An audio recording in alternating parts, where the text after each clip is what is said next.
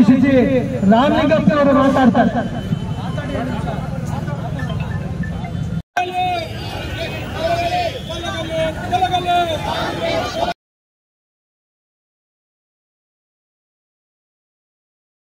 ಹಾಗಾಗಿ ಈ ಹೋರಾಟ ಇದು ಮೊದಲನೇ ಹಂತದ ಹೋರಾಟ. ಈ ಹೋರಾಟ ಅಂತ್ಯ ಕಾಣುವ ತನಕ ಈ ಹೋರಾಟ ನಡೆಯುತ್ತೆ. ಈ ಹೋರಾಟ ಇಡೀ ಓಡಿಗಳಿಗೆ 187 ಕೋಟಿ ಭ್ರಷ್ಟಾಚಾರ ಮಾಡಿರುವಂತ ನಾಗೇಂದ್ರ ಅವರ ರಾಜೀನಾಮೆ.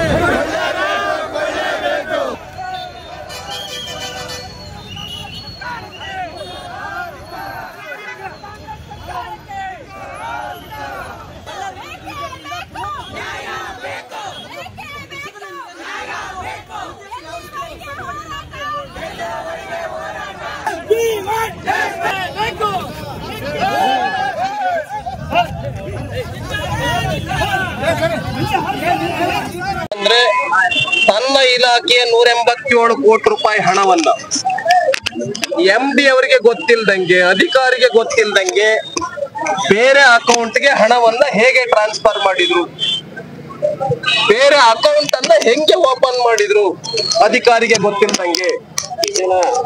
ಅಷ್ಟೇ ಅಲ್ಲ, 50 ಕೋಟಿ ರೂಪಾಯಿ ಹಣವನ್ನ ಡ್ರಾ ಮಾಡ್ಕೊಂಡು ಬನ್ನಿ ಅಂತ ಅಧಿಕಾರಿಗಳಿಗೆ ಮೌಖಿಕವಾಗಿ ಹೇಳ್ತಾರೆ ಸಚಿವರು. ಅಷ್ಟೊತ್ತಿಗೆ ಅವರಿಗೆ ಗೊತ್ತಾಗತ್ತೆ ಇದ್ರೊಳಗಡೆ ಏನೋ ಒಂದು ದೊಡ್ಡ ಭ್ರಷ್ಟಾಚಾರ ಅಡಗಿದೆ ಅಂತ. ಅವ್ರು ಯಾವಾಗ ಒಪ್ಪಲಿಲ್ಲ, ಇವರ ಸಿಗ್ನೇಚರ್ ಇಲ್ದೇನೆ ಹಣವನ್ನ ಡ್ರಾ ಮಾಡ್ತಾರೆ 50 ಕೋಟಿ ರೂಪಾಯಿನ. ಯಾರಿಗೋಸ್ಕರ 50 ಕೋಟಿ ರೂಪಾಯಿ ಡ್ರಾ ಮಾಡಿದ್ರು, ಯಾರಿಗ್ ಕೊಟ್ರು, ಆಮೇಲೆ ಈ ಹಣ ಡ್ರಾ ಆಗಿದೆ ಅಂತ ಮ್ಯಾನೇಜರ್ ಹೇಳಿದಾಗ ನನಗ್ ಗೊತ್ತಿಲ್ದಂಗೆ ಹೆಂಗೆ ಹಣ ಡ್ರಾ ಆಯ್ತು ಅಂತೇಳಿ ಚಂದ್ರಶೇಖರ್ ಗೊತ್ತಾಗಿ ಒಂದು ಡೆತ್ ನೋಟ್ ಅನ್ನ ಮನೆಯಲ್ಲಿ ಬರೆದಿಟ್ಟು ಆತ್ಮಹತ್ಯೆ ಮಾಡ್ಕೊಂಡಿದ್ದಾರೆ ಚಂದ್ರಶೇಖರ್ ಅವರು. ಇದರ ಪೂರಾ ಹೊಣೆಯನ್ನ ಯಾರಪ್ಪ ಹೊರಬೇಕು ಅಂತ ಹೇಳಿದ್ರೆ ನಾಗೇಂದ್ರ ಅವರು ಹೊರಬೇಕು. ಡೆತ್ ನೋಟ್ ಅಲ್ಲಿದೆ, ಮೌಖಿಕವಾಗಿ ನನಗೆ ಸಚಿವರು 50 ಕೋಟಿ ರೂಪಾಯಿ ಡ್ರಾ ಮಾಡ್ಕೊಂಡು ಬಂದಿ ಅಂತ ಹೇಳಿದ್ರು, ಮೌಖಿಕವಾಗಿ ಹೇಳಿದ್ರು. ಅವರು ಒತ್ತಡಕ್ಕೆ ಒಳಗಾಗಿದ್ರು ಅಧಿಕಾರಿ ಚಂದ್ರಶೇಖರ್ ಅವರು. ಆ ಹಿನ್ನೆಲೆಯಲ್ಲಿ ನಾನು ಆಗ್ರಹ ಪಡಿಸ್ತೇನೆ, ನೈತಿಕ ಹೊಣೆ ಹೊತ್ತು ಕೂಡಲೇ ರಾಜೀನಾಮೆಯನ್ನು ಕೊಡಬೇಕು ನಾಗೇಂದ್ರ ಅವರು.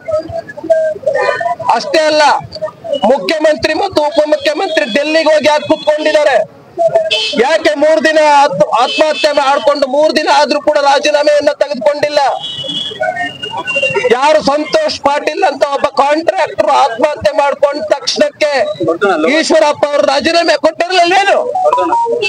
ಯಾಕ್ರಿ ರಾಜೀನಾಮೆ ಕೊಡ್ತಾ ಇಲ್ಲ ನಾಗೇಂದ್ರ ಅವರು? ಯಾಕ್ರಿ ರಾಜೀನಾಮೆಯನ್ನ ತೆಗೆದುಕೊಳ್ತಾ ಇಲ್ಲ ಮುಖ್ಯಮಂತ್ರಿ ಸಿದ್ದರಾಮಯ್ಯ ಅವರು? ಉದ್ದುದ್ದ ಭಾಷಣ ಮಾಡ್ತಾರೆ ಸಿದ್ದರಾಮಯ್ಯ ಅವರು ಮತ್ತು DK ಶಿವಕುಮಾರ್ ಅವರು. 40% ಭ್ರಷ್ಟಾಚಾರ ಆಗಿತ್ತು ಬಿಜೆಪಿನಲ್ಲಿ ಅಂತ. ಈ ಸರ್ಕಾರದಲ್ಲಿ 40% ಅಲ್ಲ, ಎಷ್ಟು ಪರ್ಸೆಂಟ್ ಮಿತಿ ಮೀರಿದ ಭ್ರಷ್ಟಾಚಾರ ಈ ಸರ್ಕಾರದಲ್ಲಿ ನಡೀತಾ ಇದೆ. ಇದು 2ನೇ ಆತ್ಮಹತ್ಯೆ. ಒಬ್ಬ ಕಾಂಟ್ರಾಕ್ಟರ್ ಕೂಡ ಮನೆಯಲ್ಲಿ ಆತ್ಮಹತ್ಯೆ ಮಾಡಿಕೊಂಡ್ರು. ಕರ್ನಾಟಕ ರಾಜ್ಯದಲ್ಲಿ ಅಧಿಕಾರಿಗಳು ಆತ್ಮಹತ್ಯೆ ಮಾಡ್ಕೊಳ್ತಿದ್ದಾರೆ, ಕಾಂಟ್ರಾಕ್ಟರ್ಗಳು ಆತ್ಮಹತ್ಯೆ ಮಾಡ್ಕೊಳ್ತಾ ಇದ್ದಾರೆ. ಭ್ರಷ್ಟಾಚಾರ ತುಂಬಿ ತುಳುಕ್ತಾ ಇದೆ, ಸರಣಿ ಆತ್ಮಹತ್ಯೆಗಳನ್ನ ಮಾಡ್ಕೊಳ್ತಾ ಇದ್ದಾರೆ. ಹಾಗಾಗಿ ಭ್ರಷ್ಟಾಚಾರ ತುಂಬಿ ತುಳುಕ್ತಾ ಇದೆ. ಕೂಡಲೇ ನಾಗೇಂದ್ರ ಅವರ ರಾಜೀನಾಮೆ ಕೊಡೋವರೆಗೂ ನಾವು ರಾಜ್ಯಾದ್ಯಂತ ಹೋರಾಟವನ್ನ ಮಾಡ್ತೇವೆ ಅನ್ನುವಂತ ಮಾತನ್ನ ಈ ಸಂದರ್ಭದಲ್ಲಿ ಹೇಳೋದಕ್ಕೆ ಬಯಸ್ತೇನೆ.